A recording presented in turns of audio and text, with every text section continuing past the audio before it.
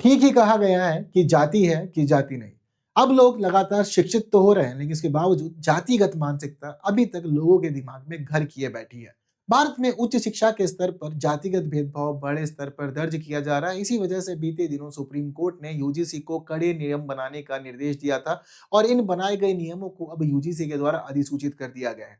नए नियमों में खास तौर पर जातिगत भेदभाव को लेकर एक व्यापक परिभाषा ली गई है और शेड्यूल कास्ट, शेड्यूल ट्राइब्स और ओबीसी से जुड़े हुए लोगों को खास तौर पर जातिगत भेदभाव से सुरक्षा देने के लिए स्पष्ट तौर पर परिभाषित शब्दों का प्रयोग किया गया है। हालांकि इस बार यूजीसी के जो नियम आए हैं, इनकी खास बात यह है कि ये केवल और केवल जातिगत भेदभाव ही नहीं, बल्कि इसके अलावा धार्मिक भेदभाव, लैंगिक भेदभाव, विकलांगता के मामलों में भेदभाव, जन्म स्थान के मामले में भेदभाव, इन सभी प्रकार के भेदभाव का निषेध करता है। और इतना ही नहीं, बल्कि यहाँ यूजीसी केवल नियम ही नहीं बना रहा है, बल्कि इनकी निगरानी के लिए तंत्र की स्थापना के लिए भी प्रावधान किए गए हैं।